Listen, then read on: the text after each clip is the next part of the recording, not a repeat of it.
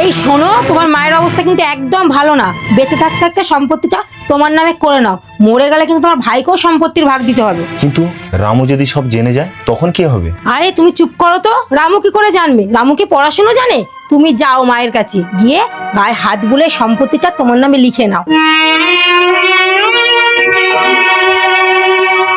মা, তোমার শরীর এখন কেমন আছে মা?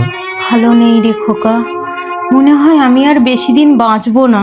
মা, তুমি এসব কি বলছো? তুমি ওষুধগুলো সময় মতন খাও, দেখবে তুমি সুস্থ হয়ে উঠবে। বাবা শ্যামল, আমার যদি কিছু হয়ে যায় বাবা, তোরাই তোদের বাবার ভিটেটুকু দু ভাই মিলে আগলে রাখিস বাবা। ওসব বাদ দাও তো মা, আমি এ বাড়ির বড় ছেলে, সম্পত্তি যদি থাকে তবে আমার নামেই থাকবে। দাদা, মা এখনো বেঁচে আছে, আর তুই এসব কি বলছিস? রামু, তোমার দাদা ঠিকই তো বলেছি। আর তাছাড়া তোমার দাদা এই বাড়ির বড় ছেলে, আর তুমি তো পড়াশোনাও জানো না, সম্পত্তি সামলাবে কি করে?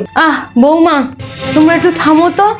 যে কটা দিন আমি বেঁচে আছি আমাকে একটু শান্তিতে থাকতে দাও মা, একটু শান্তিতে থাকতে দাও।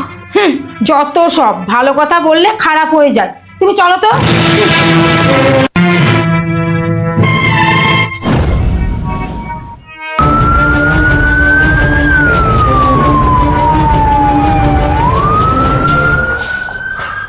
কি ব্যাপার, তুমি লুকাচ্ছ কেন?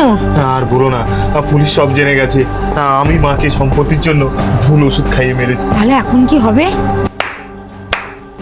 বাহ দাদা বাহ, তুই এই সম্পত্তির জন্য এতটা নিচে নামতে পারলি। বৌদি, তুমি একদম চিন্তা করো না, আমি সব শুনেছি। আর দাদা, আমি থাকতে তোকে জেলে যেতে হবে না, তোর পরিবার আছে।